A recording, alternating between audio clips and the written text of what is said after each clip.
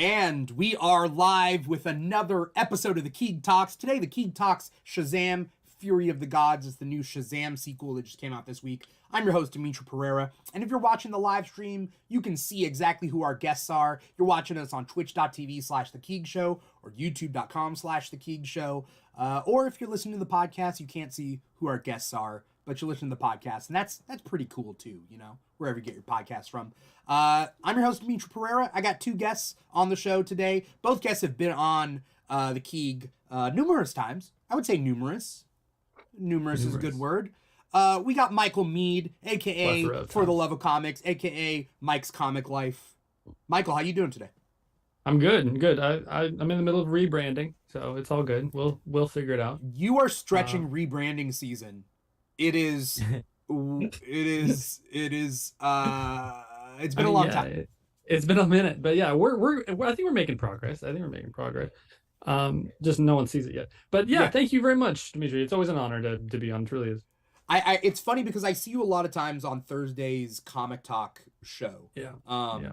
And then I forget, like, oh, has it been a while since I've just talked about just a movie with Michael? I mean, yeah. It's always that's my thing. Comics. Anyways, comics, so it's all good. Yeah. Well, luckily this is both. This is a comic. Yeah, it crosses over very well. Yeah, it's all good. That makes sense. I'm glad to have you, man. Thank you. Also, who I'm glad to have, who has many social media handles. So Neebz, you're gonna have to. I put it all up here. I hope they're all accurate. We got Neebz, aka Watch with Neebz. Neebz, how you doing today, man? I'm doing them good. All my handles are Watch with Neebz, so it's pretty simple. So you also got your podcast, though. I also have my podcast, which is called Salam Nerds, which is going really, really well. We've covered a lot of shows and a lot of movies, and it's been a lot of fun. A lot of reality TV, which is our bread and butter. The middle-aged white women love us. they love our bachelor content. You got to get your wins somewhere, you know. Yes. There we go. Neebz, do you feel like, you know, just anyone can have a podcast these days? I feel like there is a seat for every butt. It's like, you know, you make a podcast. Like, I really believe that it is one of those things where, like, what's that movie? If you build it, they will come. Yeah. Just go out there, build it, and feel a dream, and they will come. Like, you know, I thought I was going to get a bunch of brown people to follow my podcast. Turned out to be middle-aged white women, right? I built it, they came. That's all that matters. And I mean, demographic. Cool. I mean, what a demographic. Yeah, you got to tap into the whatever demographic. I don't know what our demographics are, but you know, I'm glad that I love that. I love the analytics. I love like looking at them every month and looking at like the age difference, and like I'm like an engineer, so I'm like a math guy, and I'm like, whoa, this is so fascinating. And it's like this season was really bad for the show, and it also was really bad for our podcast. So it's really funny how all that stuff correlates. I love that. It is nuts. I finally took a look at mine the other day, and I always thought that I was in my age range. I thought that's who I was filming for. Yeah. No, my demographic is much younger. What I thought was what it was. So yeah, it's interesting. I mean, all I know is if my demographic is all men, I must be doing something wrong. That's my thought too. Yes, it was my thought too. I keep always seeing my female demographic go up, and I'm like, yes, I'm doing something well here. Right? It's like if it's all male, like I must have bad opinions. I mean, it's kind of true. Like what we aim for on the Keeg is like a pretty you know diverse group, and I hope we're accessing that and like actually hitting that. But yeah, I mean, it is a thing like on TikTok when you can see your analytics. I'm trying to look it up right now, of like who's following you. Like I know people, you know, we compare the percent followers. Yeah, on my TikTok. Then again, I've been kind of neglecting it. 83% male, 17 female. I'm not happy about that. I'm not happy. I am 50-50. It's wild. Yeah, that's pretty impressive. That's a good split. And most of my big cities are from the East Coast. I always thought I was doing it West Coast style, but no, everyone on the East Coast is following me. Maybe it's the time. Is following me. Maybe it's the time frames. I'm actually huge in Canada. I'm like, whoa, Canadians like me. Canadians love you, man. I would love for us to like. It would be kind of cool if like in Canada, Neebs' face is on billboards. He doesn't even know. Doesn't even know. He doesn't even know. Driving through. Like, oh my god, look. You know. He's so funny. And there's like salons where like middle-aged white women are getting their hair done, and there's a poster of you on the wall. and they're like, that would be so funny. Bachelor That'd be content. great. That'd be fantastic. They're just listening to it while they cut hair. Yeah, that's the dream. Did you hear the latest Neebz? Like, oh my god, yeah, you're right. Oh, it's like, have you told him how much you like him? And it's like, no, I'm too shy. No, I haven't posted a comment yet. I'm Yeah. going to though. Yeah, one day. I would go there for a free haircut. That's what I'll do. All the And then reality shows that I cover. You come out with a Karen Bob. Oh my god. Oh, what an episode that would be. That would be best. I it's funny that a lot of your content, Neebz, is Bachelor stuff, because your podcast is called Salam Nerds, and I guess you're nerding out on Bachelor stuff. Do you feel like refreshed though when you're like talking about comic book stuff as opposed to Bachelor stuff? I love to keep it different, because we have a love-hate relationship with reality shows. Like, we partially love them, but we partially hate them, and we're always calling out the problematic parts of the show. Like, there's one show that just came out. It's called MILF Manor. If I tell you about this show, you guys would not believe me. You would think it's an SNL skit, but it's basically they get moms and they get their sons, and then the moms want to date younger guys, the guys want to date older women, and the only catch is their moms are on the show too, so they have to watch their sons date older men, and the moms have to watch their moms date younger men. And it's wild. It's bananas. It's the worst show on television, but I can't stop watching it. It's a train wreck. Like, when I tell you some of the things they do, like, they had a bunch of men cover their face, and the women had to feel up their abs, and they have to figure out which one is their son. So that's one. The second one, riveting. They would throw down underwear, and the men would have to pick out which one is their mom's. Like, all right, bananas. we're gonna pivot. There's so much therapy there. Like, they get assigned therapy afterwards, right? I assume there's a lot of talking after. I watch these shows so people don't have to. Thank you for that, because I'm good. Shazam, Fury of the Gods, the sequel to Shazam. I don't know what year the first Shazam came out. 2019, 18? Was it 2000? It was pre-COVID? Yeah, pre-COVID. I thought so. Yeah, it was like 2018, 19. I think 19. I think. Okay. Oh, okay. It was right before, right? Yeah, it was right before. How'd you guys like Neebz? I'm not even sure about your experience with the character. For anyone out there who doesn't know, the character was originally called Captain Marvel. Right. And he was not owned by DC Comics. He was owned by Fawcett Comics. Michael, feel free to jump in case I get it wrong. Please go. Owned by Fawcett Comics. He was literally a competitor of Superman as far as comics. He was outselling Superman. He was about a kid who gets the powers of the gods. Very Superman-esque, but as a kid, right? And then DC ends up buying Fawcett. At the same time, Marvel Comics is out. Marvel Comics creates Captain Marvel, which is Marvel, the Kree. Marvel. Right. Then there ends up being this licensing dispute. Billy Batson is still Captain Marvel to a pretty recent point. Then they have to pivot to the name Shazam. Shazam used to be the wizard's name. Captain Marvel is the superhero's name, and he has to say Shazam to turn. But nowadays, I think we've gotten over that, and now it's like, okay, I get DC's accepted defeat. They're like, all right, our character is now Shazam, or I think now he's the captain. The captain, yeah, it was a trademark thing. Like, DC can still call him Captain Marvel in the comics. That's not an issue. It's the fact they can't promote it. They can't put it on a book or anything. Yeah, they could put it on a title of a book or on a billboard or anything, so they don't use it. But now they don't even call him Captain Marvel. They're just like, yeah, no, they went away from that. They did in Young Justice, so even up until 2011, they were still using Captain Marvel everywhere. So, yeah, it's interesting. It's very interesting. They can still do it if they want, but they don't. There was a reference to it in the movie. Yeah. What did they say in the movie? It was the original actor. Yeah. Yeah. Oh, yeah. The original actor called him Captain Marvel. Yeah, the older guy with the red shirt with the yellow. Wait, did he call him? Did I miss that because I'm so used to the name? He called him Captain Marvel? He called him Captain Marvel. Yeah. I missed it. I saw him. I knew that. I didn't catch that it was the wrong name. I'm so used to it. It's so weird. Michael, as a comic book fan, how did you like the first movie?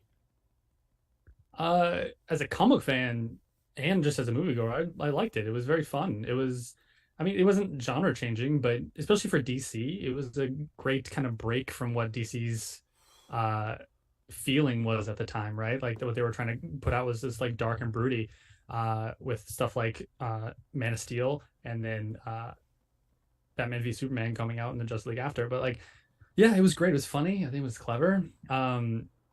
It was like I said, a breath of fresh air for the first one for sure. And then as a comic fan, they added so much Easter egg stuff, which is very fun. Yeah, the first Shazam was one of my favorite DC movies, mostly because I don't like the edgy, hardcore, gloomy, grumpy, like DC universe. Yeah, and I mean humor different from what they're doing now, especially like stuff with like Peacemaker. Yeah, and so it's kind of like over the top aggressive humor. This is I know Shazam was just fun and light. It was nice. Yeah. Neebs, did you like the first movie? Yeah, I actually did. I really liked the first movie. I thought it was a wholesome take on the whole DC franchise, and I thought it was really fun. Something that the whole family can watch together. I really like the idea of found family, and the way his family kind of supported him at the very end, and his foster parents, how they support him. I thought it was really really good. It was really entertaining to watch, and other than his mom being a horrible person, I thought everybody in the freaking movie was great. I forgot about that. Yeah. I liked the first movie. In fact, I think again, this is pre-pandemic Keeg, but like I think we covered it on our podcast back then. But I loved it. I got this shirt for it. And it's weird though that it's been so many years now. It's been 4 years. Yeah, that's wild. I mean, you can you can see it in the child actors, right? Yeah. Now, what were you guys' expectations coming into this movie before you even saw it? Michael, you want to go first? Sure. My expectations.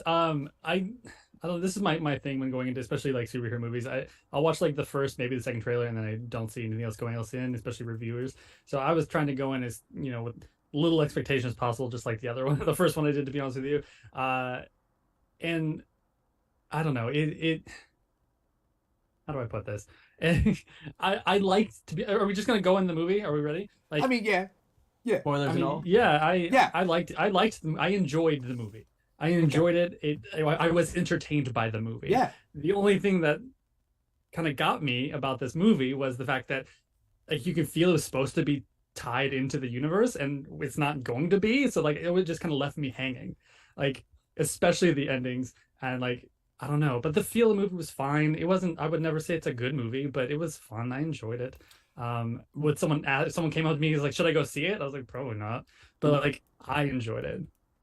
Right off the top, because this is the beginning of the thing, and we'll be able to explain it later. Out of 10, what would you give it? Out of 10? Yeah. Like, are we talking like a movie scale or superhero? You can explain it throughout this episode, but at least to start off with, what out of 10? Okay. 4 out of 10. Oh, yeah. Okay. All right. Yeah. For me, my personal scale. Yeah. My personal scale. Yeah. No one's gonna get on your case. It's okay, and you wouldn't recommend people to see it. You're saying? It depends on who's asking, but yeah, normally it wait till it comes out on streaming, probably. That's fair. If you wanted to see it. Yeah, that's fair. Neebs, just like short answer, and then out of 10, what would you give this one? All right, so I had the opposite effect because I actually had a lot of stuff spoiled for me in their own trailers, like WWE I hated trailers. that. I saw that afterwards. And I'm like, I'm so glad I didn't get spoiled. That got spoiled. The end credits got spoiled. A lot of things got spoiled for me. So I watched this whole movie and I'm like, okay, I pretty much saw the whole movie in commercials. Like I can put the whole movie together in my head just by watching the commercials, right? So that's what I kind of killed it for me. So I don't usually grade things out of like 10. I would give it a C. This movie is a C. If you want, I would say that's what, a 6 maybe. So that's usually what I would grade it. It was enjoyable, but I would not spend $22 to go see it. I would wait.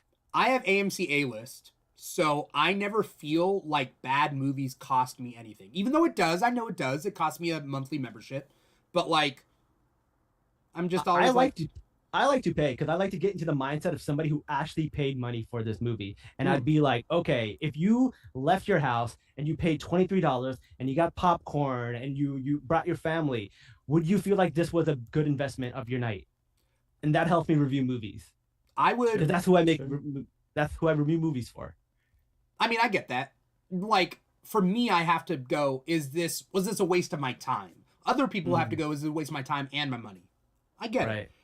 That being said, I would recommend just AMC A-List to anyone out there who wants. We're not getting paid or sponsored by AMC A-List. I wish we were. Those. I'm looking into it. But you got a big family, get everybody AMC A-List. Whatever.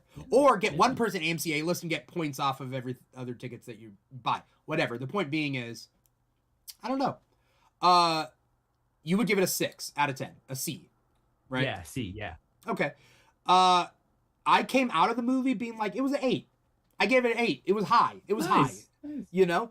But only because, and this is something that I had mentioned earlier, but basically, I think if you like the first movie, you'll like this one mostly. There's a 95% overlap. I think 5% of the people who would like the first movie would not like the second movie. But I think that roughly, if it's a like or not like, I think there's a 95% overlap. Sure. I feel like origin movies are a little bit easier because people are learning about the characters, learning about everything and how everything's going about, and then how he got their powers. Like, it's really hard to go wrong with that. It's the second movies where you can't depend on that and you got to really bring it to the next level. And I don't think this movie really took it to the next level. It was more of the same. I mean, yeah, I definitely have a lot of critiques. More critiques than you would think would come out of an 8 out of 10 movie. 8 out of 10 might be my enjoyment. I have some critiques as well. Are we going to do that, or critiques and likes? I mean, yeah, we got time to go over everything, but like, I forget what Neebz was going to say because I was going to jump onto that. What Neebz just said. That it was more of the same. More of the same. Movies are easier. I don't like origin movies. Really? It's not like I actively dislike them, but I think origin movies, I keep wanting to be like, just get to it, just get to it, just get to it. Just is it because you already know the origin? It might be, but it's also like I want to see a hero be the hero. I don't want to see how Lex Luthor worked his way up to being bald. You know what I mean? Like, sure. I feel like a lot of superhero content does that, where I'm like, I don't need the origin story for Clark's glasses. Like, I don't need him to work his, like, Zack Snyder's goal for like his whole like Justice League trilogy is at the end of it, Clark is Superman. And I'm like, what? Why do we need 3 Justice League movies to get him to the point where like he's the Superman that we know and deserve? We don't need that, you know? Hero's journey? I don't know. But the hero, like, so origin his weird view of the hero's journey? I don't know. Yeah. But because the hero's journey has those three hills, so 3 movies. There you go. It depends on the second movie is the sophomore album, right? Like, it either cements it or it's like, no, that's all you had, right? I feel like the second movie is that. Like, how can you take what you built on and make it better? I like Deadpool 2. I think Deadpool 2 expands on Deadpool 1. Sure. And thus I like Deadpool 2 better than Deadpool 1. Whether this movie did that, I don't know. Empire Strikes Back did that. Yeah. It expanded and made it better, right? But Back to the Future movies did that. Yep. Terminator. Yeah, Terminator. Oh, I mean, yeah. Are we naming our Alien movies that are better than the like sequels that are better than the first? Toy Story 2. Are we doing that? Toy Story 2. Well, yeah, Toy Story 2. I agree with that one a lot, actually. Yeah. Some people don't. I feel like Toy Story 2 just gets better and better as it goes along, and then 4th happened. With number. Toy Story 1, 2, and 3 are great, and then number 4 happened. Yeah, I mean, 4 is still better than 1, and I'm okay with that. Well, I mean, we're getting another Toy Story. Like, so we're just doing the Fast and Furious Toy Story. Like, is that what we're doing? 2 Furious. Let's 2 Story. I can't wait for Toy Story 10. It's gonna be great. I can't wait. Oh, I'm hoping on Toy Story 5 that the S in story is a 5. Nice. That's what I live need for. to be on these marketing teams. I live for that. Like Scream VI or whatever that came out recently. Scream 6. Oh right? yeah. 6, yeah. If Scream the 6. VI is part of the M, I live for that. Like You get that. Do you also get enjoyment when you hear the name of the movie in the movie? I There it watched. is. There it is. There it is. There it is. I mean, not really, but like I watched I watched White Men Can't Jump last night, and in the movie Wesley Snipes goes, "White Men Can't Jump," and I'm like, that's the title. Oh, he said it. He said it. So with this movie, this we get the full Shazam right at full power, right? And that's kind of something that I liked about it. Do you guys like the Shazam? Are they? Yeah. So here's my thing. Yeah. I like the family more than I like Zachary Levi, because Yes. I feel like Yes. because I feel like every adult tries to become the person they are younger, but Zachary Levi is just being Zachary Levi as a kid. He's not he's trying to totally be Billy different. Batson. He's totally different, Yeah. right? Yeah. He's He's the only one. Who's the best? Who's the best kid to adult like acting? Darla. wise? Darla. Really? Darla. Yeah, definitely not- Darla. no yeah. question, Megan Darla. Good. Yeah, is phenomenal doing what she's doing. Absolutely amazing. I mean, I think she's great. Like she's one of my top, but I think it's Adam Brody. I think it's He did a good job, Freddie, like what's his name? Jack Dylan Fraser? The actor? Yeah, the kid. Yeah, I don't remember. His personality and Adam Brody's personality are the same when they switch. So Yeah. in my head, I'm like, it's seamless. It's the Yeah. most seamless. I have a thing with that. Like I like Zachary Levi doing Shazam, but I see your guys' point. I see it in my mind for some reason. As was getting me to accept it, I think a lot more in my mind is he's doing like a Peter Parker thing, right? Where when Peter Parker is Spider-Man, he's like more himself, I guess. When he's Billy Batson, he's definitely more reserved. He's not as cool. So they seem a little different than they would be together. Where, Freddy is just always Freddy, and so he translates very well between the two. So that's my reasoning for it. But yeah, I definitely see what you're saying. He's definitely different from his Billy Batson self to his Shazam self. Yeah, and it throws out the character more. It doesn't seem the same. Yeah, I definitely understand. Did you notice that like Zachary Levi like hammed it up like tenfold in this movie versus the first one? Mm-hmm. Did you guys notice that? I would agree. Yeah. Like every time he's on camera in this, he's talking like this. I'm a kid. Oh yeah. And it's like, oh. Yeah. Okay. I am really tired of Zachary Levi. It's sad. Does it have to do a little bit with his off-screen antics? A little bit, yeah. What But are his also- off-screen antics? I don't follow him too much. He's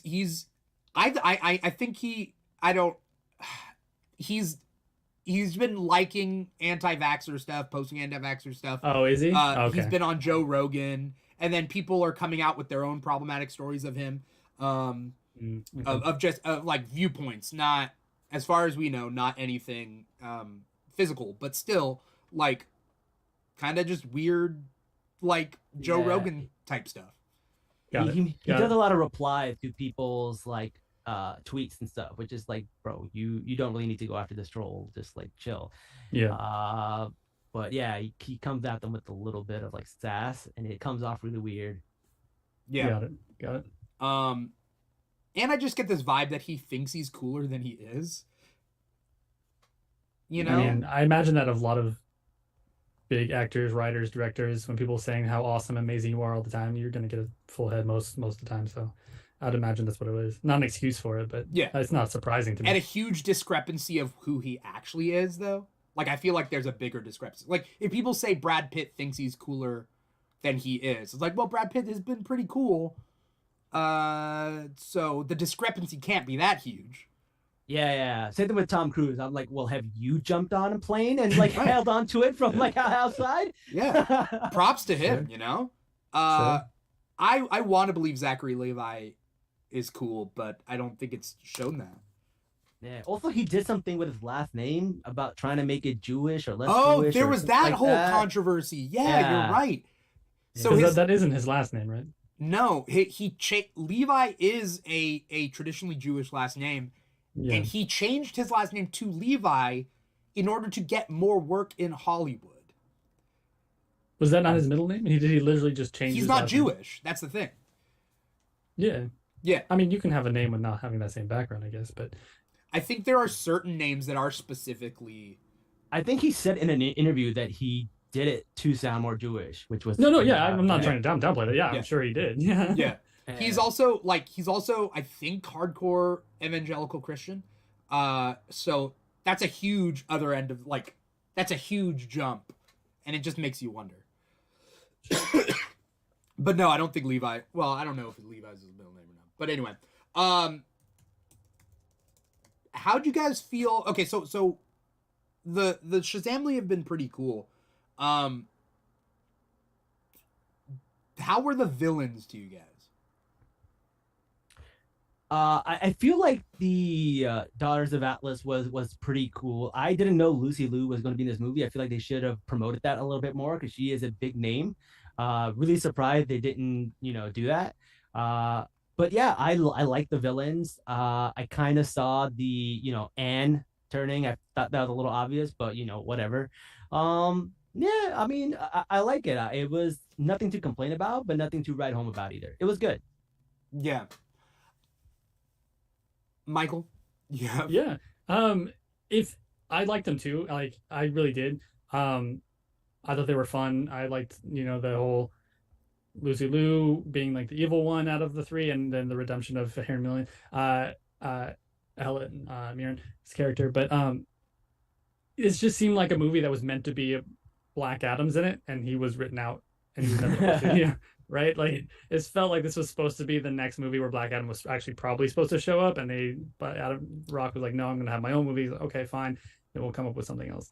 And this seems very last minute villainy into me, just because it was just out of nowhere and didn't seem very integrated into the story too much. Besides the whole God thing, I guess. But I liked it. I thought it was, like I said at the beginning, I was very entertained by the movie. Yeah. Do we all? I don't know how you guys fall on Black Adam, but I didn't like it. I didn't like Black Adam. I thought it was a waste of potential. I thought The Rock was an egomaniac. I like the Justice Society. I enjoyed the Justice Society. But they still weren't used to their full potential. I completely agree with that. Yeah, and they were always playing second fiddle to Black Adam, which sucks. Yeah. It was kind of like, let's just make The Rock look like the most badass superhero of all time. Because if you see Shazam and you see Black Adam, you're like, they're supposed to be equals. They do not look equal. They do not at all look like they would be equals. Get out of here. I can agree with that. I can agree with that wholeheartedly. It's because it's because The Rock is an egomaniac and he wants to just always be better than everybody. That's his thing. No one can ever be better than him in anything. Yeah, no one can ever beat him. None of that. And it sucks because it's like he's the people's Black Adam is Shazam, Captain Marvel's arch nemesis. Right. Yeah, that's what I'm saying. This movie felt like this was supposed to be where Black Adam shows up. Didn't. So they had to come up with something else. Yeah. I knew that Black Adam wasn't going to come around. Oh yeah, no. I knew that wasn't going to happen. He wants to fight Darkseid. I think The Rock wants Black Adam to fight Darkseid. He's like, I don't need to fight Shazam. Yeah. And it's That's so weird. It's so weird. I don't know. It's weird to think that that's how it is. That's fine. I'd rather take Steven in this movie than Black Adam anyway. So I'm Steven? totally the pen. Oh, the pen. Yeah, I'd rather take Steven in this movie than Black Adam. So I'm fine. It was fine. So I liked when I originally heard the Daughters of Atlas were gonna be in this movie, that was the just those are the villains. I was like, oh, I get what they're doing. He has the powers of Atlas. They're gonna take back what their father's powers were, right? Mm-hmm. Yeah. I knew that as the premise, and I thought that was a really cool idea. The gods coming back to take their powers back. Sure. The execution was a little bit more flat than I wanted it to be. Sure, it was flatter. I agree. Yeah. It's a little bit thrown together movie. Again, it has heart. The movie has heart to it. It's enjoyable to watch. It's fun. You can watch with anybody. So like that's a nice thing about this. You can have your kids, your nephews, nieces come in. Just enjoy the movie. It's fun. It's crazy. It's silly. They ride unicorns at the end. That's fantastic. Like it's a fun movie. But yeah, it's not to the standards of what superhero movies have become and or have been before, or even just a good action movie. Yeah, it falls a little bit for me. Let's just say you don't need the wisdom of Solo Man to enjoy Solo Man. It's funny. It's funny that you say that because I kept wondering before they actually mentioned it, why isn't Shazam smart? Mm-hmm. Because that's the big difference between his character in the comics versus here. He has the wisdom of Solomon in the comics. Right. He can speak every language in the comics. Yeah.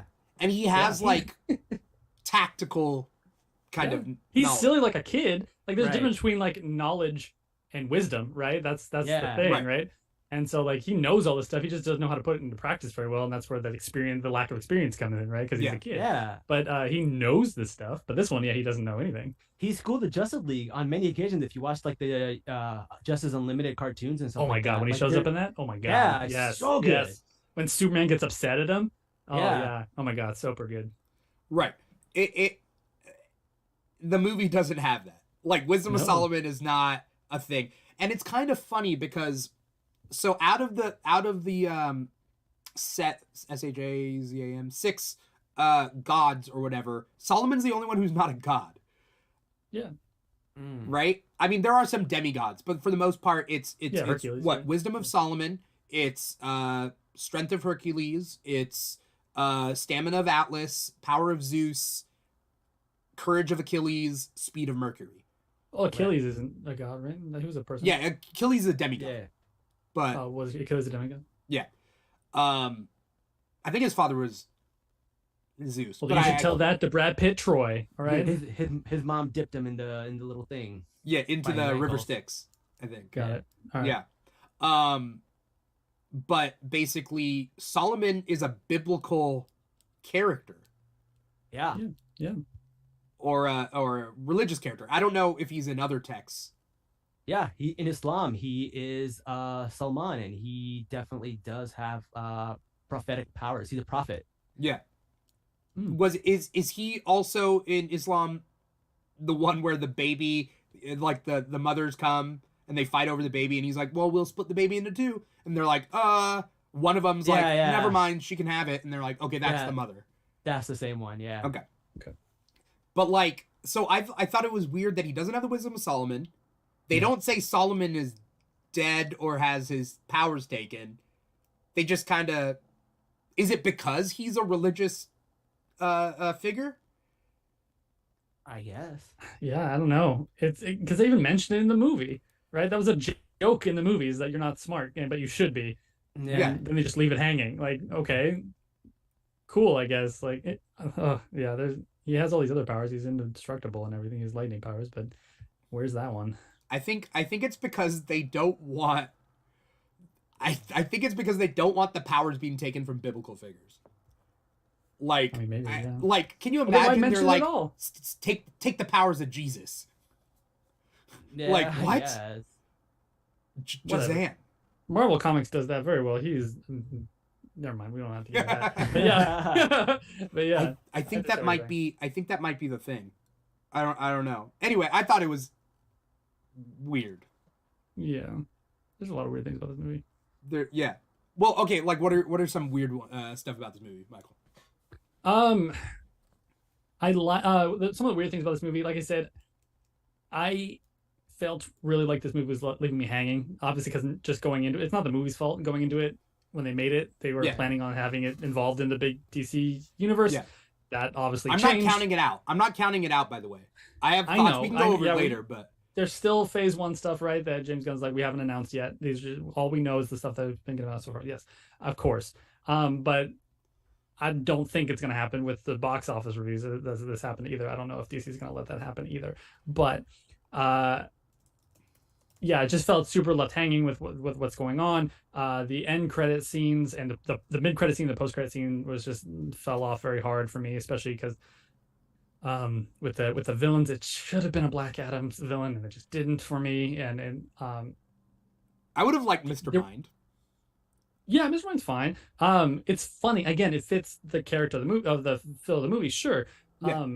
But at the end of the day, like it, what am I trying to say? It felt very yeah, it was lacking for me. Oh, I didn't like the one little small thing, I guess. They you didn't see the Billy Batson actor as much in this movie as the first one. He was definitely almost all Zachary Levi. Yeah. Yeah, I like when he changes. I like the Shazam. Like I like that stuff. Like that's fun. One of my favorite scenes is when he jumps off the building and says Shazam. That scene, that moment is just so good, right? Yeah. We didn't have something like that. I thought that was lacking. Oh yeah, them being able to take away their powers so easily. Like the first time happening, I get that, but then like try to avoid it more. Like it just they took away their powers way too easily. Should play more dodgeball. Yeah, I guess not. Yeah, but like I don't know. Again, the wisdom of Solomon, you should be able to find something. They all should be. They don't have the wisdom of Solomon. That's what I'm trying to say.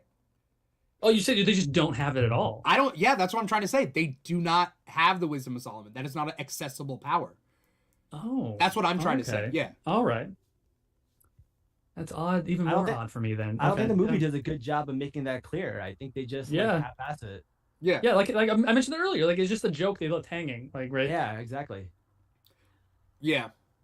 Also, I didn't realize, and they talk about in this movie, I didn't realize in the first one he never gets a name in the first one. Yeah. I mean, it makes sense because he can't even say his own name. Once he says his name, he turns. It's a terrible superhero name for himself. He can't tell people his superhero name. Tell people his name. Yeah. It's funny because that is what happened in the comics back in the day. So there was Billy Batson would turn to Captain Marvel if he says Shazam. Mary would turn into Mary Marvel if she says Shazam. But then Freddy gets the power of Captain Marvel Jr., and he has to say Captain Marvel to transform. He doesn't say Shazam. So Freddy, Captain Marvel Jr., can't say his own name without transforming. Right. And so he would go by later. He becomes he goes as CM3.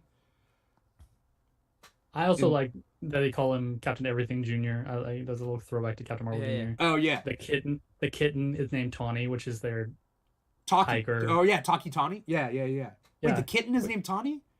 Yeah, I didn't realize. Characters says Tawny, who's their like in the comics. There's a tiger part of the family that like stands up and fights along with them, and his name is Tawny. And so I think that was fun. I like that stuff, but that's the comic book side of me.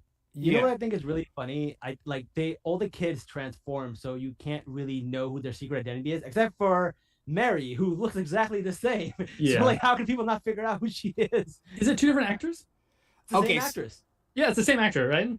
Yeah. Yes, it's the same actress. Yeah. Now, the story behind that is in the first movie, if you remember, they were two actresses. When she powers up, she becomes actress Michelle Borth, I believe is her name. In this movie, she just is herself. Yeah. They kicked out Michelle Borth because she was pro-insurrection on her Instagram.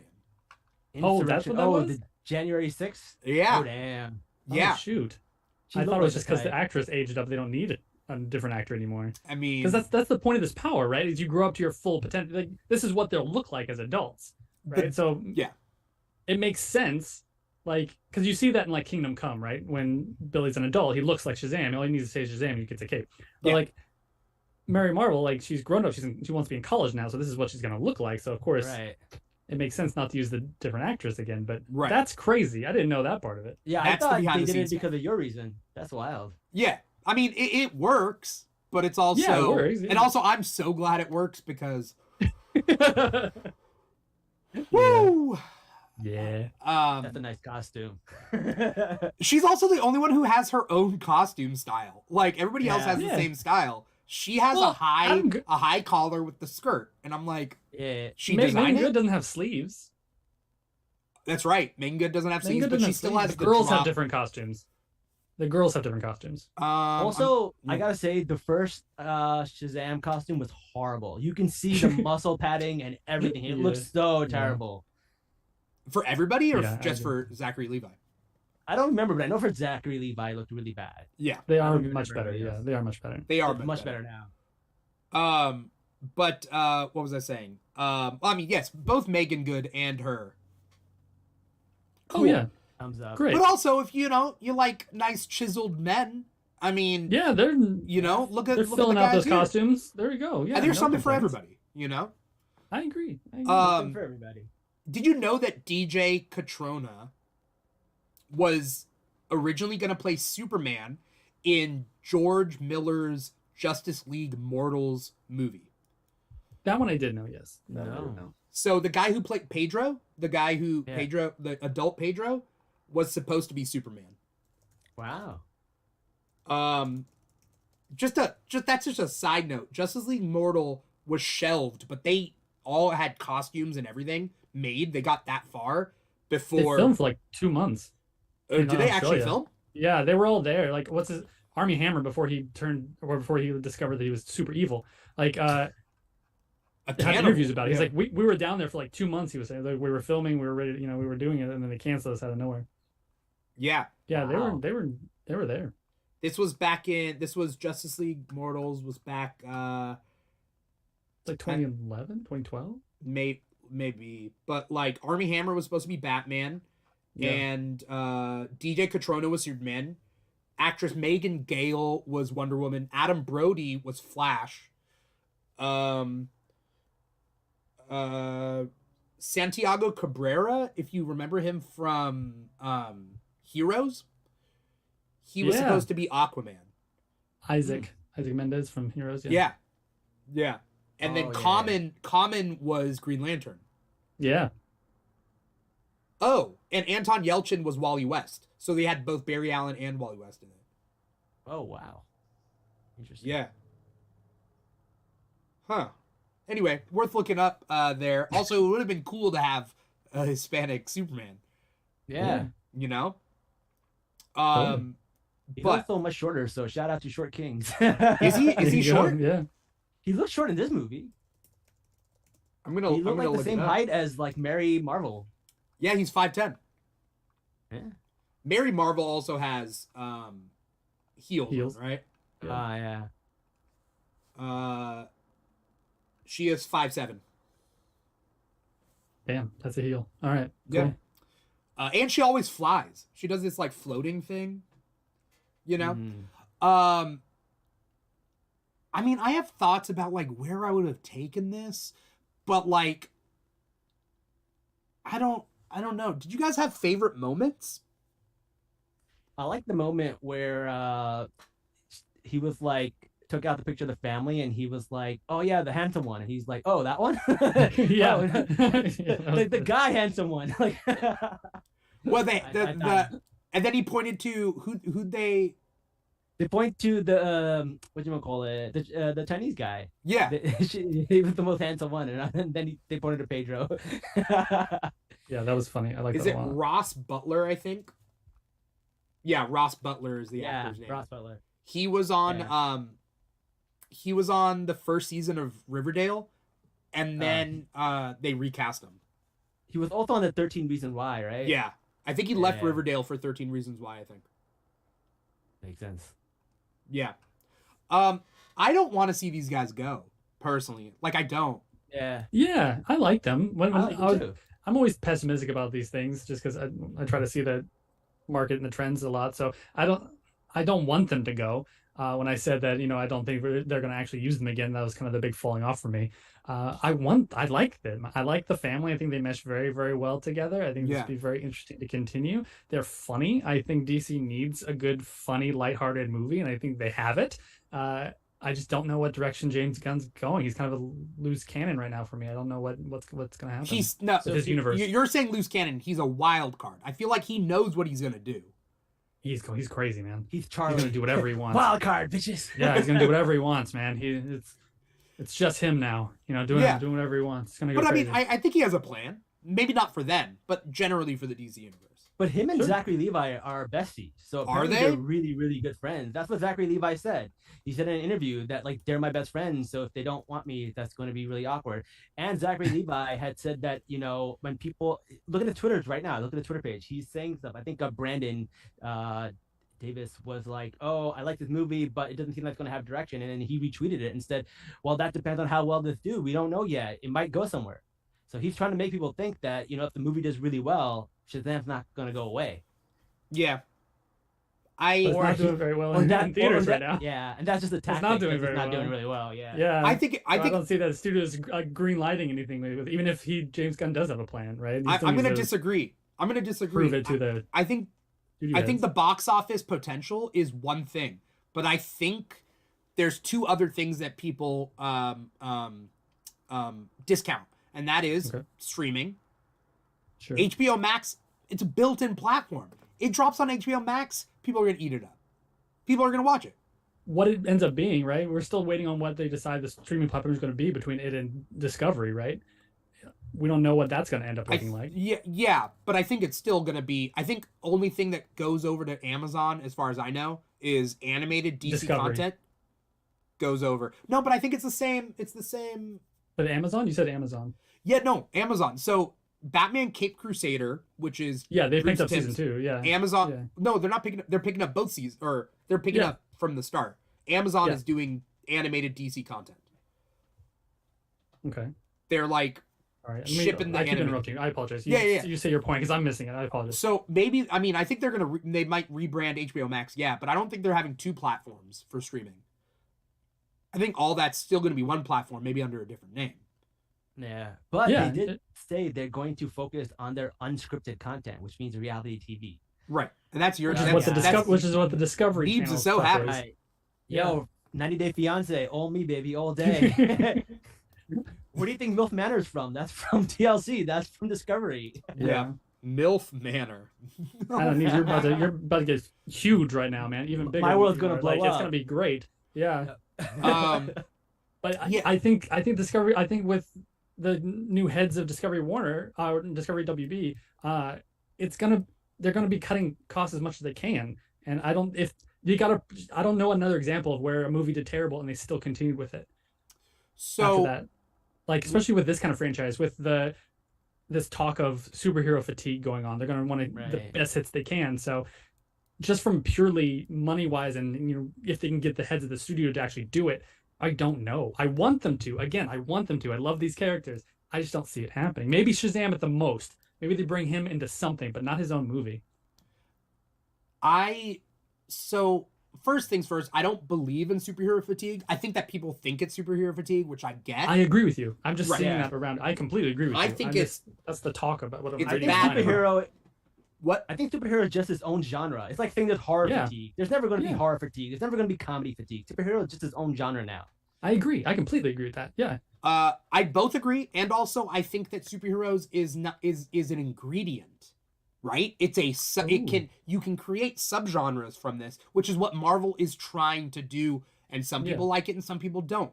But what people don't realize is that maybe they like their specific subgenre of Marvel, but they don't want to watch She-Hulk, they don't want to watch Miss Marvel, whatever. Because like those aren't the subgenres that they like. Because I actually did like New Mutants when that came out, which is like superhero horror, which I thought was an interesting subgenre to do, and they just kind of went nothing with it, which is a disappointment. Werewolf by Night. Yeah, I get what you're saying. Yeah, Werewolf by Night as well. Yeah, that's a good point. I loved Werewolf by Night. I thought that was very, very fun. Yeah. But so are you saying that they do introduce Shazam and the Shazam family more as like Werewolf by Night, like shorts that they immediately put onto WB or HBO Max? Is that what you're saying? So I think they Not can go a feature couple of different. So my biggest problem with DC as a whole is lost potential, right? Yes. You have this huge IP. As DC fans, like there's a lot of IP here, and I don't think that people have superhero fatigue where it doesn't allow DC to do anything. I don't think that's the case. I think that DC and James Gunn by extension, or James Gunn or DC by extension, has to think outside the box on how you can package each individual superhero property to be unique and watchable while still serving the purpose of the DC universe. And I think James Gunn, out of all people, can do that. The Suicide Squad, fresh. It was just a fresh take on everything. I don't know, Neebs, how you feel about the Suicide Squad. The Suicide Squad. I actually like that. That's the one with James Gunn, right? Yeah. Yeah. Yeah, I thought of the fresh take. I thought the comedy really, really worked. And when they came out with Peacemaker, I'm like, the way it just fits into everything was just seamless. Yeah. It's really, really seamless. And I that's one of the things that gets me excited about James Gunn. He did a good job at that. He got some really irrelevant characters and got us to really like them, which is really hard to do. I love how you said irrelevant, not obscure, because but just these I characters. mean, that's the point of the Suicide Squad. You just detachable, take man. Yeah. Like, what the hell? Yeah. They're relevant. Yeah, you're right. Again? Yeah. I think though that like people think it's superhero fatigue. I think it's just a matter of time till James Gunn makes the thing. That being said, I think Shazam specifically is a specific demographic and market and tone that like needs to continue. And I think that James Gunn could see it as like a foundation to build more off of. Like, I don't think this movie is bad enough to ruin the structural integrity of the DC universe. And again, it's not Batman and Robin, you know? Dimithri, I'm not saying the movie couldn't do that and the characters can't. Not at all. What I'm saying is I don't think the people that will pay for it will want to pay for it anymore. That's fair. Just because no one is going to see it. I agree with you. I think this could be a great all ages property. I think if you throw this in, because to counteract a lot of James Gunn's most current stuff, right, is a lot of more mature comedy and action stuff that he's been doing. Yeah. But he can do all ages. He did didn't he do Scooby-Doo? Yes. Isn't that James Gunn? Yeah, he wrote he can it. Do all ages. Yeah, he can do all ages stuff too. That would be, and the Shazam family is perfect for that, right? I think that would be a great property to do. I just don't see the studios saying yes to that. And I think that James Gunn, I think within reason, I think they're cutting James Gunn checks. Like at this current moment, probably, yeah. I think that if he said he wanted to do Shazam, they would say, okay, prove it to us. Like, he has a 3-year contract, I believe, with DC Studios. It could be 5-year, but in which afterwards he could get fired if he doesn't produce. Yeah. 4-year contract. So at the end, either of them can leave. DC can back out. James Gunn can back out at the end of 4 years. So like phase 1, 2, is that what pretty much? Gonna do? It's like phase 1, right? If he doesn't put down a good phase 1, you know, and then that's up to James Gunn to think: is Shazam a good phase 1 movie? Do I bet my career on it? This 4-year contract, maybe, maybe not. But I know they want him to create more content. So sure. I was gonna say the thing that James Gunn, he came out with a bunch of movies, but he also said they're gonna be integrating TV shows, they're gonna be integrating animation, they're gonna be integrating video games. Maybe we can see Shazam and Shazam family in another sort of media. Yeah, he said unless it's labeled with an Elseworlds, they all fall in the same universe. So the animated properties will still fall together with the movies, unless it's like Teen Titans Go is an Elseworlds animated show. Yeah, Batman Elseworld, right? Yeah. Yeah. The Batman Elseworlds, Teen Titans is Elseworlds, and then Joker. Joker is yes, Elseworlds. thank you. Yeah, the Joker. Yeah. So I like that. I'm cool with that. Yeah, me too. I like having a plan. Like to get the where's the Joker? The plan. I want this plan, right? I want I like What's that from? Dark Knight. It's all part of the plan. Yeah. Right? Like DC, that's been a big thing for me that DC's been missing that I see from Marvel. Marvel has a plan. We have a direction, at least for the Infinity Saga. I mean, we have a plan going forward, Multiverse Saga, but DC didn't have that, right? The most we got was Snyderverse, and so that's what I was attaching on to. It was like, I guess this is all I got right now. They don't have anything else. But with James Gunn coming on, with just being real, I'm not a huge fan of his. I didn't like Suicide Squad, but my personal property. I love that everyone else did. I wasn't a huge fan of it, and I didn't like Peacemaker too much, but that's just me. I know a lot of people did, and I like that they loved that. That's fantastic. Please keep helping out DC properties. I love that. Yeah. Wait, do you think it wasn't good, or you didn't like it? Because I can see why people liked it. Okay. I can definitely see why people liked it. Yeah, that's what I have no criticism about the two movies. It just they weren't my cup of tea. Yeah, that's fair. That's fair. Yeah, this weren't my cup of tea. But I'm glad people are enjoying them. Like that's really great. Please, I love DC. DC's my bread and butter. But like, I like that they gave James Gunn a chance to do something. So at least something. I like that there's a plan going on. I really like the idea of Elseworld. I feel like that's something that Marvel doesn't have, and it is they have what ifs concept. What if I someone told me is part of the canon? I don't know, but is it or is it not? So people misuse the word MCU. People are like, what if it takes place in the MCU? It doesn't. It takes place in like the MCM. If you think about it, the MCU is one timeline, one universe. Right. What if is all the other ones. So when people say the MCU, technically What If isn't part of the MCU. It doesn't affect the MCU whatsoever. Well, technically after Multiverse of Madness, everything is part of the MCU, right? Because they went to different universes. The way I see it is it only affects the MCU is like if there was traveling, if there was like whatever. But like, you know what I mean? It's part of the multiverse, yes. But unless a plot point from a separate universe affects this universe, maybe it's not. Maybe you're getting to the fact that like in Multiverse of Madness, right? We saw Captain Carter. Yeah, Captain Carter. But that's a different Captain Carter than the What If. They've stated that it's a different one. Well, because that one dies and the other one's still alive going into season 2. Like, it's supposed to be a different universe. Shenanigans? I don't know. But yes, but that's how I explain it in comic book terms as well. Although is that What Ifs are like DC's Elseworlds. Yeah. Like they have their own world in the multiverse. Like they're in the multiverse is what Dimitri's trying to say. They're in the multiverse, but they don't affect the main timeline.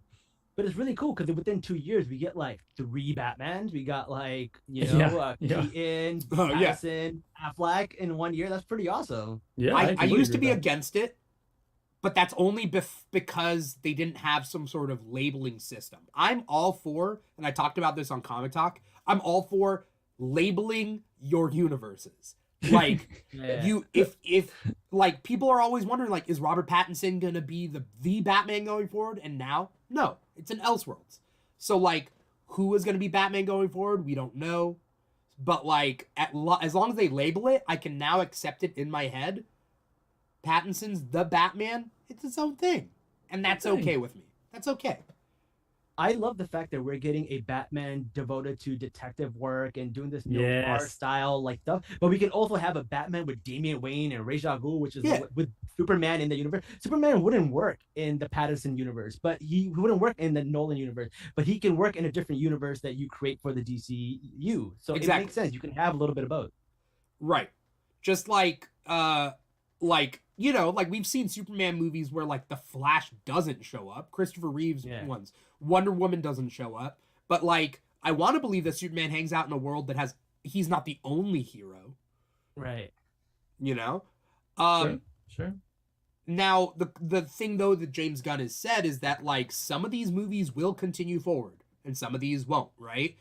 Like, we don't know what the Flash movie is going to do, but all signs point to it creates a singular timeline, right, with some changes, right? Do we think that? I mean, I don't know how much this is true. Like, do you think we'll get Grant Gustin being the new Flash after this? No. Have you seen that rumor? You don't think so? No, I think that's. So. Oh my god! So I think that'd be a cool Easter egg, but I don't think I would love that. Classic. Oh, you mean as the Flash, like our movie Flash going forward? Yeah. No, that'll never happen. The reason is because I think executives look down on TV, especially CW TV and whatever. But like executives look down on TV and like movies are the silver screen. Like, you know, but they're cheaper. They're trying to save money right now. It's not the same. Like, people want a bankable star or like someone who they think is movie caliber. Also, they're selling off their CW division, is what I'm hearing. So I don't even know how the Flash is ending. Everything's ending. Well, that's what I'm saying. The Flash is ending. It doesn't matter about the show anymore. Right. I think they still. It's hard. Like, we've seen it in like pop culture history. It's like sometimes it's hard for a TV actor to jump to movies. Sure. Yeah. I mean, we're gonna see it with Miss Marvel. That'll be the first time you'll see somebody from a TV show jump into a movie. That's Marvel. That's Marvel though. So Marvel is kind of a different beast because we know there's synergy going on. But look at Agents of Shield. Yeah. Ugh. Like Agents of Shield, they won't. There's still debates touch. about whether they're canon or not. Yeah, exactly. Yeah. I think though that like, regardless of what's gonna happen going forward, I wouldn't count out that Shazam and this timeline continues in because they mention, unless proven otherwise, at the end of this movie we see that like magic gets like reignited and the gods can come back. Yeah. What does that mean? Again, we don't know because James Gunn is picking and choosing what stays, right? Anything before the Flash, right, is up for grabs. We don't know. Up for grabs. Yeah. Because the end scene was basically had nothing to do with James Gunn's decision and stuff like that. That was done before all that stuff happened. Yeah. So when we see the end credit with Hardcore and what's the other guy name?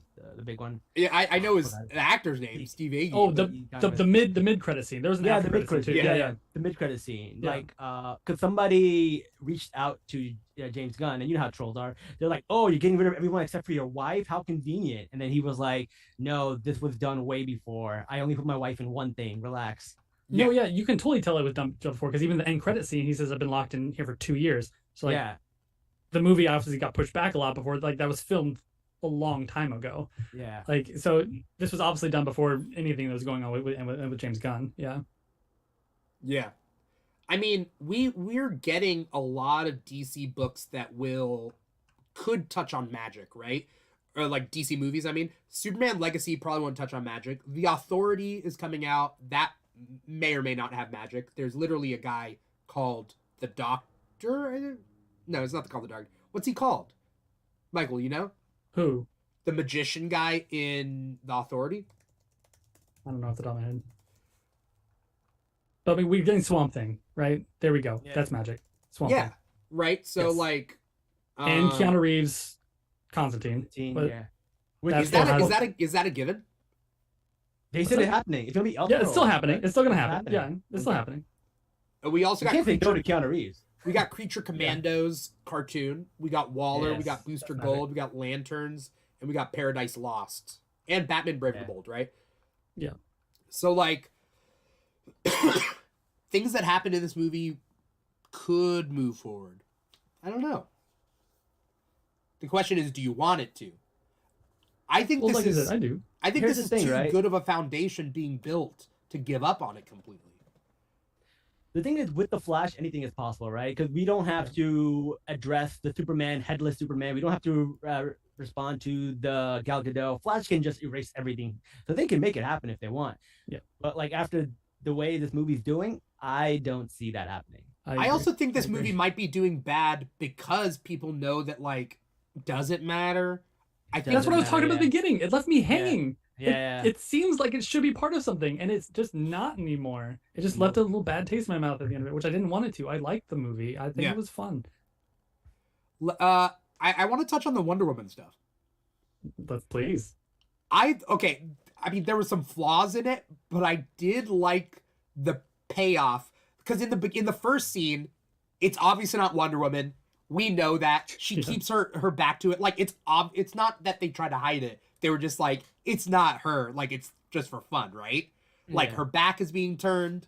Like, it's like what we did with Superman in the first movie. Yeah. But, like, longer, right? They were like, we're just always going to show the back of her head. We're going to show, like, bits and pieces. We're never going to show her face. And then when they do show the face, it's the Wizard Shazam's face. Yep. I thought it was super funny. And then it turned out to be a dream. It was entertaining. Right? Yeah, it was entertaining. Yeah, that part was funny. And then, at the end, the Deus Ex Machina is that, like, she shows up and you, for a split second, you don't think, like, it's going to show her face. And then it shows her face. Yeah. Can I ask a question about that? See what your guys' opinion about that scene, by the way? Yeah. Right? Shazam, he died. He sacrificed himself, right? Yeah. And then, obviously, no more magic, as Wizard was saying. He's like, unless there's a spark of a god, right, to restart magic, and then Wonder Woman does her thing. Yeah.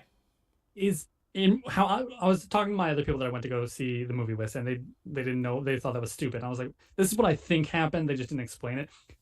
Because of his self-sacrifice, magic gave him life again. She doesn't have resurrection powers. It wasn't because of Wonder Woman. She restarted magic, and magic gave him a chance to live again. Or do you think he was never dead? No, I think he was dead. So Yeah, I think so he got resurrected, but it wasn't because of Wonder Woman, right? Yes and no. I think it is. Well, Wonder Woman is the daughter of Zeus, and Zeus Yes. is one of the original gods that basically his powers is part of. So if she grabs the wand and she's still a demigod from Zeus, I would see that restarting everything. That's what I thought. He restarted magic, yes, Yes. but it wasn't because of Wonder Woman didn't resurrect him, right? Yes and it was no. because of the It magic. was the staff. It was the staff. Yeah, the magic did. She just sparked the magic reunited. So magic is back, and magic is choosing because of his self-sacrifice to like she couldn't just resurrect anybody. Oh, I got what you're saying. What's her name got her magic back? What's up? Rachel Zegler's character got her magic. Annie. Anthea. Yeah. She got her magic back. She Yeah, didn't have restarted magic. Yeah. Like I said, restarted magic. She Yeah. was a god again. She became a god again. And so then does that mean like all gods are back then? That's what my understanding is, that the God Sphere, they brought up the God Sphere, that the God Sphere is back and that it takes time to grow back. Anthea says that she's going to take some time off. Yeah. And like figure that out. That's like her story. So we're getting all the gods, and they're choosing to have Shazam as like a god, pretty much, right? Demigod of sorts. And so him being in demigod form when he died, he was able to be resurrected in the god form. She can't resurrect anybody. It's just because he's a demigod. Yeah. I would say that makes sense. She was the key, though. Wonder Woman was the only key that could unlock. Well, it was any spark. It wasn't just Wonder Woman, right? They just needed a spark of an old god. Yeah. She just happened to be the only one. Right. Yeah. Right. I agree So it with wasn't Wonder Woman herself. She just happened to be the only one left. Yes. Exactly. Yes. Okay. Because none of the other Shazam magic had came powers, back, and right? magic chose to give everything back. Right. Yeah. Because it's magic. Right. It's magic. So like if I'm trying to think of another god in I liked DC. it that it was a self-sacrifice, but yes, it could be because he's also a god, and they just resurrected gods in the god realm. So yes, it could be that too. Let's dust off our creative sides of our brains. How Sure. would we have Left side, changed? here we go. How would we have changed this movie? Because I have some points. I would take Wonder Woman out of all the trailers. Yes. I think that would be a good start. I mean, that moment was nothing for me because I saw it and I was just like, oh, okay.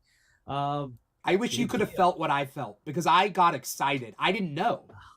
Because I thought it was just going to be behind the back stuff. By the way, that scene, she was not filming in the same spot as them. No, definitely not. You can tell. Yeah. I couldn't tell if like her acting is really just that bad, or they were not in the same place and that's why she was acting like they were in completely different rooms. So I'm gonna be honest. I was very pro Gal Gadot. I was very pro her, and then I realized over time, I'm like, I think we want, kind of like you want like I need a hero. I wanted Wonder Woman to exist so bad that like I did cut her a lot of slack on her acting. Sure. I think we need a better Wonder Woman going forward. I agree. Yeah. I think we're past. I think she was fine. She was fine, but Wonder Woman's not supposed to just be fine. I agree. Yeah, to put as her being one of the foundational members of the DC, as one of the tent poles, the pillars of what DC is, it was definitely lacking. Yeah. Yeah.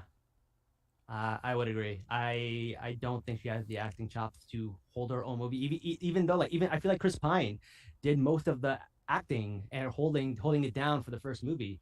And the first movie also had a really low bar, no offense, right? Yeah. Everything was really, really bad. And I like the first movie. But Yeah, I like like the first movie. when you see 84, you're like, oh, never mind. Yeah. 84 is so bad. And then yeah, her first coming in was Batman vs Superman, right? She didn't need to do much anyway, so it was just her fighting, which is fine, and that was entertaining. So you didn't give it much thought there either until 84. I agree. Until 84.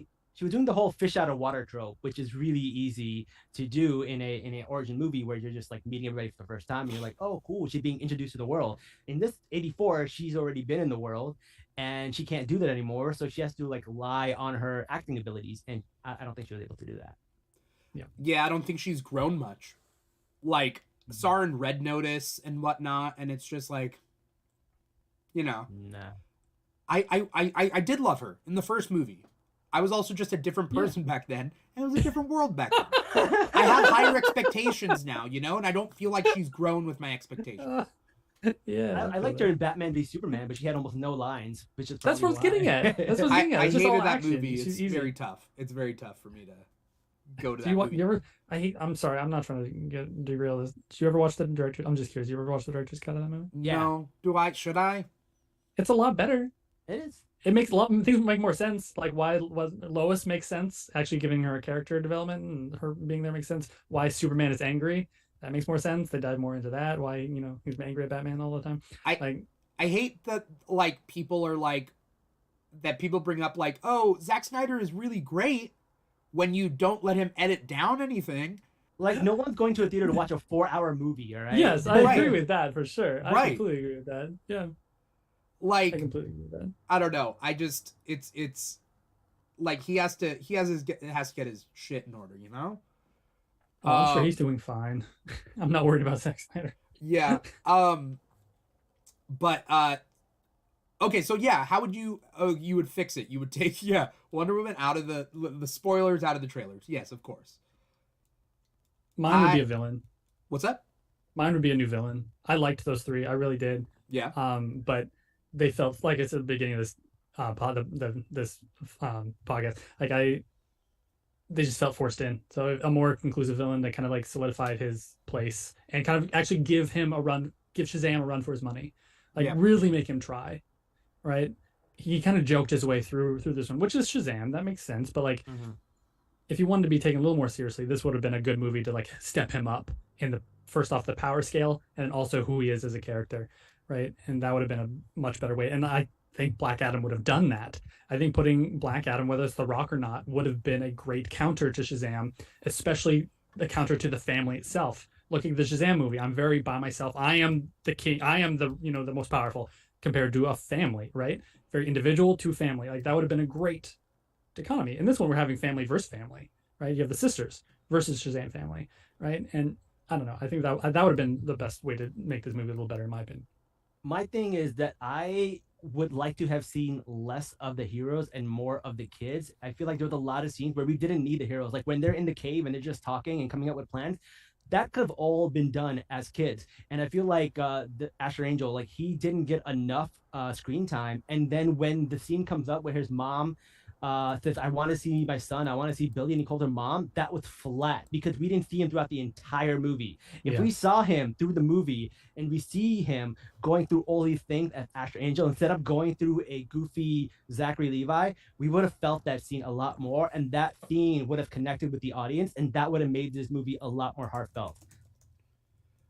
Yeah, I completely agree. Yeah, I didn't think about that. When they're chilling at the Rock of Eternity, like they could have been the kid versions, right?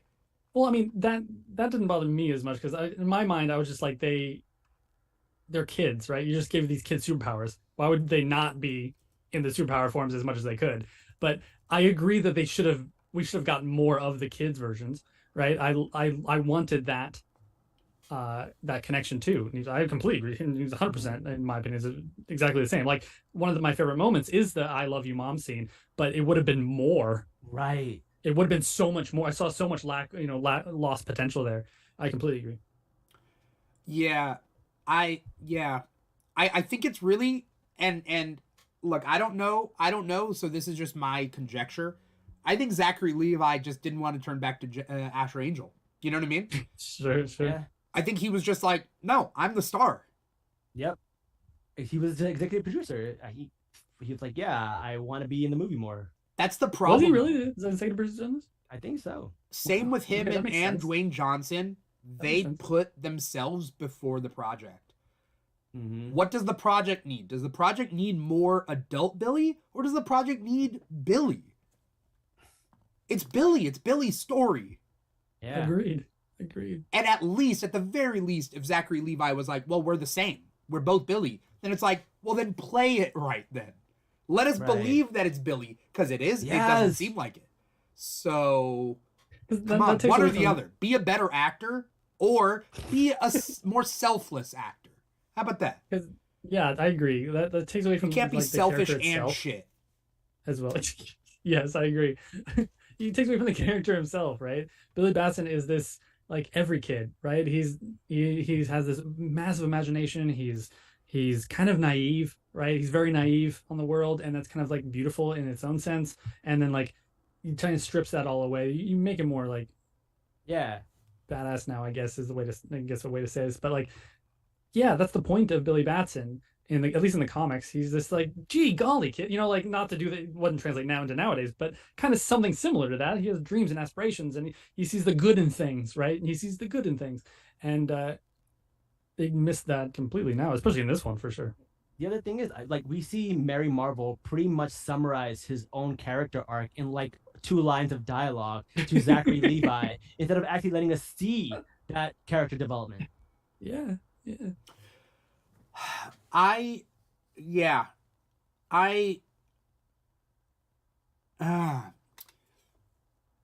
think he should have stayed dead.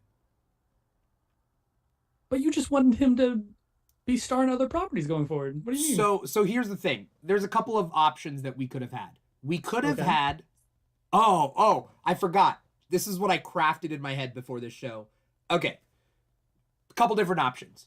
He dies. And the problem is, we got to make sure that, like, if you do resurrect him, it's not too close to Superman. We don't want it to be a Superman-esque resurrection. It would have been nice. He dies. End. Mid-credit, Charon, who is the ferryman on the River Styx, you have a scene in the Greek underworld of him rowing his boat. And he stops at the dock and he puts out his skeleton hand, and you see Shazam's hand hold his hand, right? Like with the gauntlet. And then you see Asher Angel's hand. Because 2 of them died. So we kind of get we get a glimpse that, like, are they 2 separate entities now? Because they did that in the comics recently. Like, they separated them. Like, Billy decided to stay back behind in a hell dimension to seal it. Yeah. While Shazam went to the mortal world, but something was different about him, right? Yeah. He lost his innocence. He lost his... And that's what you could show in another movie, right? It's like, okay, cool. So it's like hit. Like, like twist, right? And that's all you would see. Okay, you could do that, right? You could do a thing where, like, nah, he's just dead, and the Shazamly has to, like, move forward. I think that, like, Freddy, they show a lot of Freddy in this movie. Freddy could have been the main character. What if I got another one for you? And Mary. What if all of the family had to give up their powers to make him come back, and they can never be Shazam's again? It could only be one Shazam from now on. That might have felt like a loss, but every character still gets to be there. Yeah. That could have, I mean, it would have felt like a loss. It would also feel like a loss because we get Zachary Levi back. Oh no. Sure.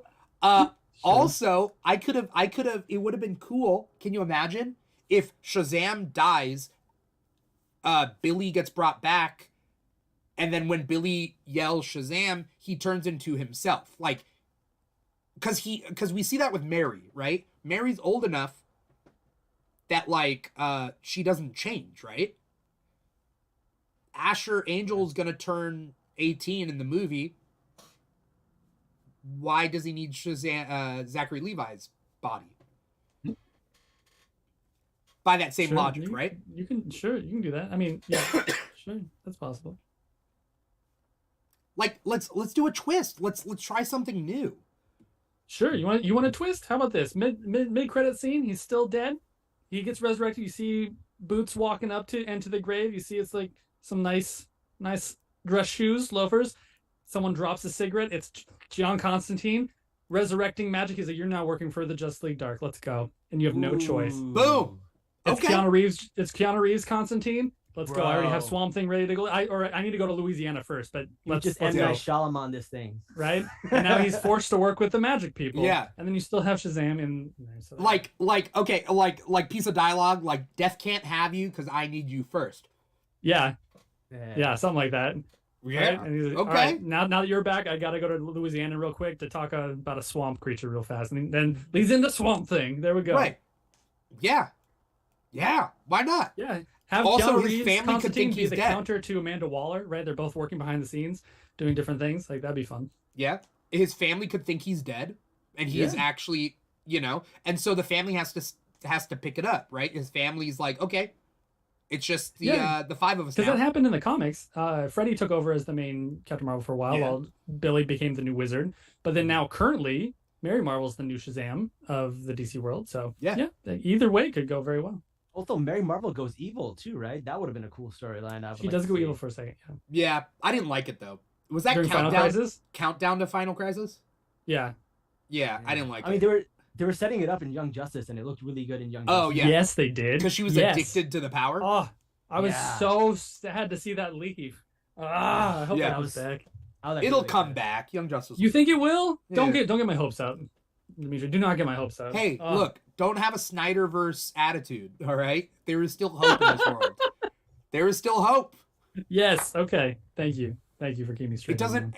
Sure, we think it hurts when we get our hopes dashed. It's better than having no hope at all. All right. Yes. All right. Then now it's back. By the way, now Young Justice season 5 coming. I can't wait. Well, I'm not saying it is coming out. I'm saying I hope it does. Dimitri. I believe it will. That's what I'm trying to say. I've said. I'm just teasing. Yeah, of course. But yeah, I think like he should have died. Like his death should have mattered. That's also like a big flaw in this movie. His death didn't matter.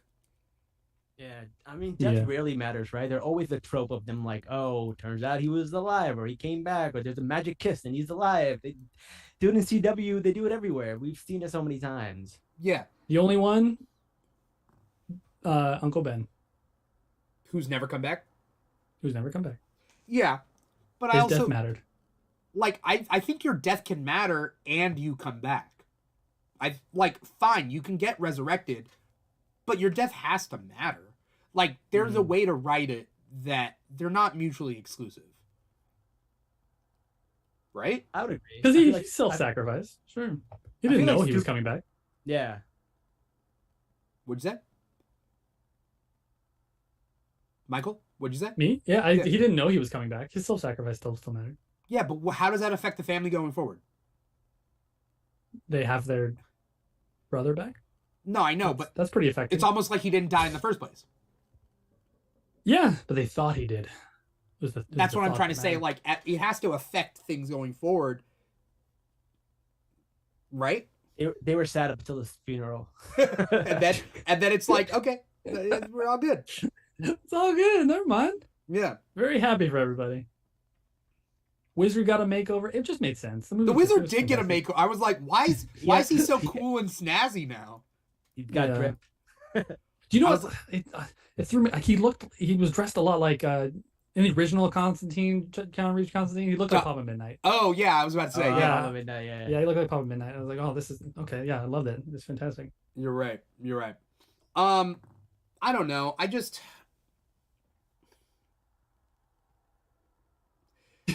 DC Comics lost a huge lead in the past 20 years. A huge lead. Household names were DC heroes. It wasn't Iron Man, Tony Stark. It was DC heroes.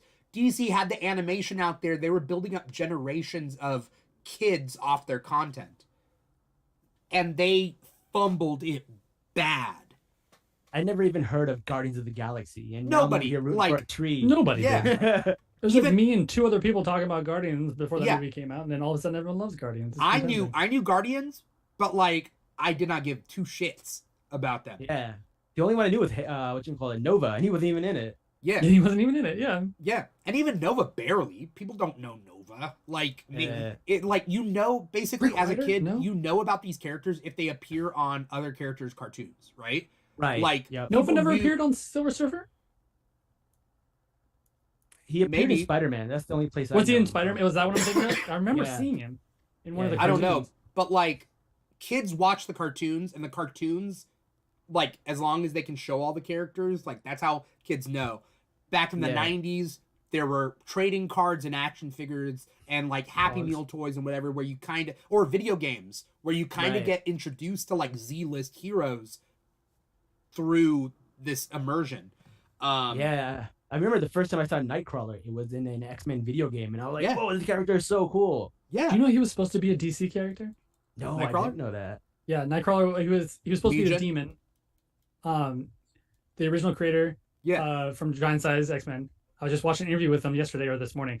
An older interview with him. He's like, yeah, I was first working on Legion of Superheroes, and I first had this idea for this demon who didn't have a good contract down here, didn't want to go back to hell to get, destroyed or be penalized for it. So he's like, I decided to stay up here. He tried to become a Legionnaire. He tried to put him on Legionnaires first, and the editor-in-chief of that time was like, nah, he's not going to catch on. And so then he got a job over at Marvel, and he introduced the character again. Yeah. in X-Men. Well, there's a big link between X-Men and Legion of Superheroes, right? And the Shi'ar, the Imperial Guard. Oh, yes. You know that, right? Yeah. Yeah. But what was I saying? Oh, so Shazam should have like a kid show. There should be an animated show where kids can learn about all these wild characters. There should be video games. There should be like, I don't know. His like slogan is literally about yelling his name. Like, that's a kid thing. Shazam! Right? That's like, Right. imagine kids just run around yelling Shazam all the time. Like, there that's should funny. be Halloween That's fun. costumes. There should be toys. There It should, should be an all ages cartoons, property. We're just talking about that. Yeah. I don't know if you guys played Marvel Ultimate Alliance or X-Men Yes. Legends, but like you learn about these like rando heroes that you've never heard of through like the screen where you can choose your characters, right? Yeah. Right. And that's like how you learn. Like DC fumbled bad. I completely agree. They I gave completely a agree. 20-year head start to Marvel. Mhm. Like gave up a 20-year lead to Marvel. And now like I'm playing Marvel Snap on my phone, right? On my Marvel phone, on my mobile phone, right? It's a Soon. mobile card game, and a bunch of rando characters get cards, and you play them if they're strategically good, even if you don't know them. Like, do you know the Infinite? Like, you don't need to know the Infinite to play his card. And I learned about the Infinite. I didn't know. Like, I didn't even know, right? That's how you learn. That's how kids get it. Like, that's how you get attached to these things. And I think that the Shazam franchise needs to go forward. I agree with you. One way or another. With It the new hurts. heads though, Discovery Warner. I don't see it happening, man. Maybe not video games and all that stuff, but like, Animated, sure. I could see an animated one happening. Sure. I think that'd be a fun animated movie or TV series. Sure. yeah. Well, that's why like Teen Titans Go is popular. Teen Titans Go is very popular. Yeah. DC superhero girls introduce a lot of little girls to these characters. Great. They don't have to be for me. They're for the kids, right? Right. I think more important than introducing them to the heroes is introducing them to the villains. Because like every time we go to these movies and we see a villain we've never heard of before, like the villain for Justice League, like I didn't know who that was. I know Darkseid, but I didn't know Steppenwolf. I was like, whose villain is that? Is that a Wonder Woman villain? Is that like a Batman villain? Like, Right. like you can't go wrong with the Batman villain, right? Because you watch all these cartoons and you've seen all their villains. Spider-Man, you've seen all the villains. They have a rogue gallery. I don't know that many villains for Captain Marvel or Shazam, right? I think when you build the villains, that's when you get like, the reaction you want from the fans. That's the frustrating part. We found out about a Shazam villain in the very first Shazam, and they used him in its own movie and didn't put him in this. Like, doesn't make sense to me. That was the big frustrating part. Yeah. Also, somebody pointed out online that like in the Shazam movie, and the Black Adam movie, they don't coincide, because in Shazam, didn't it say that Black Adam let the seven sins loose? Yeah, it's a very different origin in the Black Adam movie. They didn't even look at Shazam the first movie. They didn't even watch look it. at it. That's they didn't messed even watch up. It. It's messed up. Yeah. They literally show the Rock silhouette and everything when they show Black Adam. Yes. And the That's problem what I'm is, saying. that's why I'm saying The Rock will never touch the MCU. He will Oh, never. no. Yeah, they won't give yeah, him the power that he wants. They were talking about it. The Rock said, "Yeah, my agent's been talking about the MCU," and there's like Rock's a whole all interview talk, with dude. Rock talking about, yeah. Rock is Yeah, all talk. Wasn't he saying he was supposed to be? He wants to be Luke Cage. Is that what? Yeah, yeah. It was supposed to be Luke Cage. He wants to be Luke Cage now. We have a Luke Cage. No, thank you. Yeah. Also, like, And I love The Rock, but no, thank you. I can't stand The Rock. I feel like if you're a filmmaker, if you're a creator, if you're whatever, like, your ego, come on, man. You gotta check it. You gotta do the project. Mm-hmm. You know? I don't know. It's a letdown. And so, like, somebody was mentioning that if The Rock was Luke Cage, it would just be like a MCU movie of Luke Cage going up against Galactus. Like I don't know, Dimithri. When listening to like you say that you got to do what's best for the project. Like, I completely agree with what you're saying, but I don't think that's the mindset in Hollywood, because a lot of interviews I've seen with like big like writers and directors, they're like, yeah, they're like, do you have all this like pressure to be put on, like you're writing this character, you're going to be involved. He's like, yeah, but I'm going to play it the way I want to do it. I can't rely on what other, I can't try to make everyone happy. So everyone's going into it with a little bit of ego, right? They're doing it what I want to see, right? I'm writing it the way I want to do it, right? I want to tell the story that I want to do, right? So all these big creative people are have at least a little bit of ego going into it. So you really can't take that out in any case, right? You can't be like, I can't be super selfless in going into this project. Actors can pick and choose the things that they want to do, so there's a little bit of ego going into that aspect as well. Yeah, but you have trust though. Like when you ask an actor to do what they want to do, you have trust in that actor to not take it too far, or not, still do what's best for the project and still using you. Like, there are definitely actors, like, for example, I know a lot of people don't like him, but Chris Pratt, they gave him a lot of leeway. Be like, yo, just be yourself. He was himself, but he didn't take it too far. I think he did a great job as Star-Lord, right? Yeah, sure. I'll give him credit where credit is due. Yeah. Yeah, exactly, Neebz. Like, Michael, I'm not saying that a creative shouldn't make a choice or shouldn't pick a direction. I'm saying that, like, Kevin Feige doesn't make himself Tony Stark. Kevin Feige has to make the choice. Kevin Feige makes the choices that he thinks will be the best. But he's not making the choice. He's not saying it's going to be the best because I'm making the choice. He is making the best choice possible for the MCU to go forward. Okay. The Rock makes the best choice to make himself look the best. There's a difference. If you ask The Rock what he would do for 3 Black Adam movies, if he had a choice of a trilogy of Black Adam movies, it wouldn't work. He would just be fighting bigger and bigger villains, and he would never lose. Yeah, no, I see your point. Vin Diesel has a very similar ego with Fast and the Furious, but at least he sticks to that franchise, and it kind of, it is what it is. But I do feel like he lets the ensemble cast shine a little bit too in Fast and the Furious, where The Rock doesn't. Like, I don't know a lot of other characters that shine in his movies. Yeah.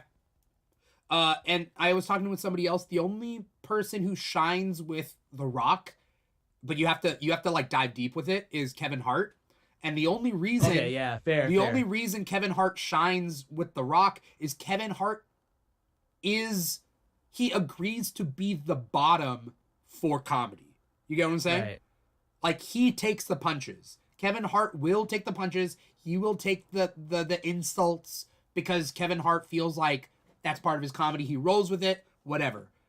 But they're never equal in their movies. Who, The Rock and Kevin Hart? Probably, no. Yeah. Kevin Hart is the punching bag, and The Rock is the perfect man. Right. No flaws whatsoever. So creatives do need to make choices. I don't fault them for that. But when they make the choices to serve themselves and their own image, it's selfish. So choices for the stories is what you're saying. That's fine. Yeah. Making their own personal choice for the story. It doesn't matter what their audience is thinking. It doesn't matter what the producers or the people playing. It doesn't matter. What their choice for the movie, as long as they think it's best for the story, is fine. Correct? Is that what you're saying? I mean, you also need to be able to work as a team and realize that you're not Alfred Hitchcock, the only person that matters. Yeah, like, it's not auteur. He's, The Rock is not an auteur. Kubrick, like, I listened to, was it? Kubrick, Stanley Kubrick? Stanley Kubrick, right?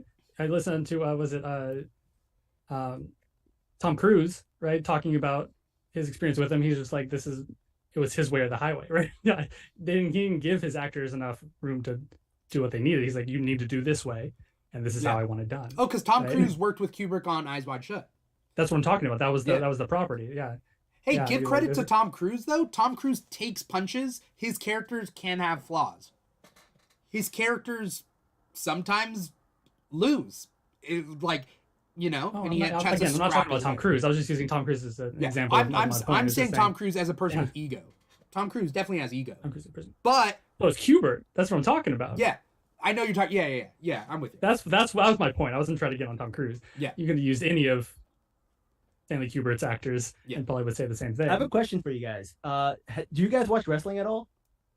Not for a long time. So here's the thing, right?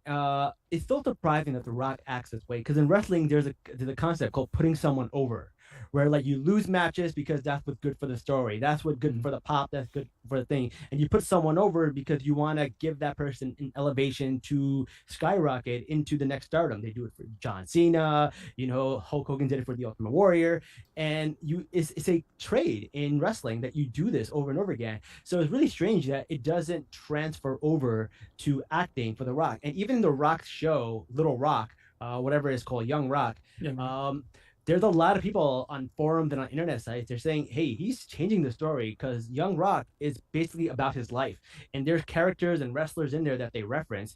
And people say that they change a lot of the story and a lot of the history that actually happened to make his family look good and make him look good.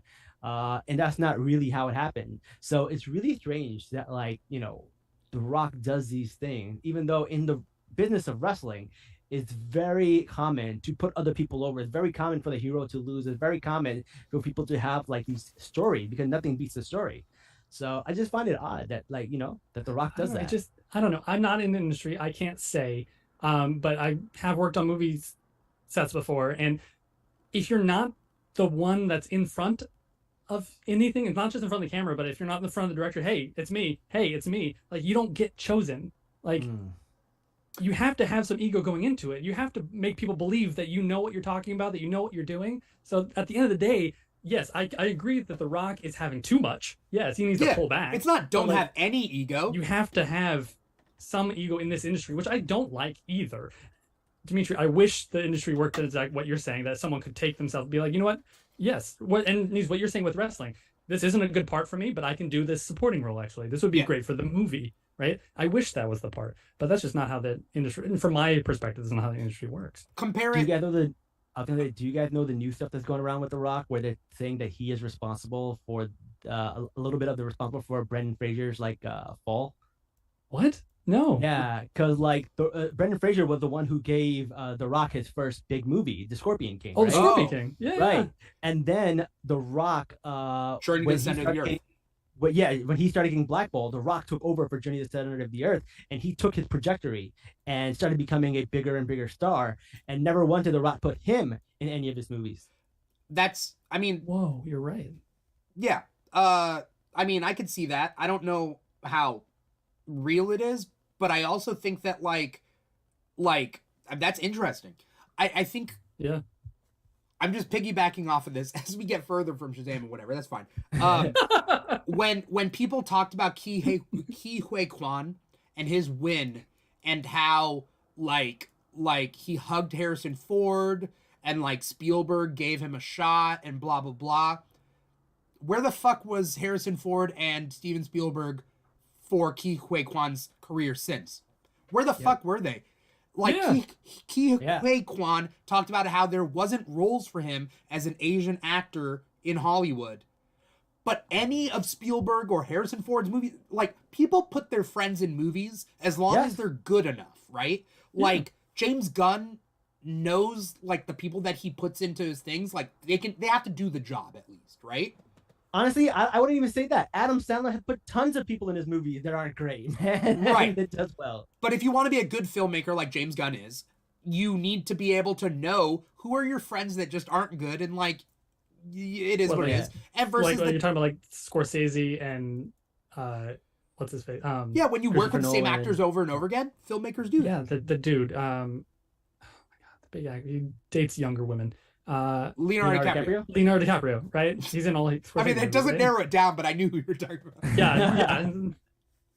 Is that kind of like what you're talking about? How they continue to use the same people? Or Nolan needs. There's a great example. You can use them as bit parts. You can use Ke Huy Quan as bit parts if you wanted to. You can give him roles. You can give him parts. Little things here and there. It doesn't matter. But, like, giving. I don't know. Harrison Ford put him in movies. I totally Spielberg could have put him in movies. I agree. I have a friend who is a comedian here in New Jersey, and there's a show called Rami on Hulu. Rami puts all his friends in the show, whether they're a cash register, a taxi driver. He'll give them parts. Yeah, doesn't matter. He'll just give them something, just so someone can see them, someone they can get discovered, or give them a paycheck or pay a bill. That's awesome. Yeah, that's what they do for and Marvel and DC don't pay their creators that well for the properties that they're literally making into billion-dollar movies. But at the very least, sometimes give them $5,000. But sometimes they put them into movies, and you get paid more in the movie than you do having created that concept, right? Yeah. So, like, anyone could be a guy at the bodega down the street, like, whatever. Yeah. But nobody, like, Ke Huy Quan doesn't owe them jack shit. They owe him. Yeah. Or even if they don't owe him, fuck it, if you're friends with somebody, you do, like, you do something. Yeah. And he struggled for so long, and he's worthwhile. And it just sucks that, like, he put his faith into two guys who didn't rep him. Mm-hmm. Maybe doesn't seem very sincere or genuine. No. Yeah. I don't know where we got to this, but I don't know where we got. Who does Dwayne Johnson give favors to? You know what I mean? Like, you can build people up, you can do that, but he's out for himself. Only if I'm about to say only if it benefits him. Yeah. Then you get a favor. Yeah. And so they're swinging back. Zachary Levi, I don't know.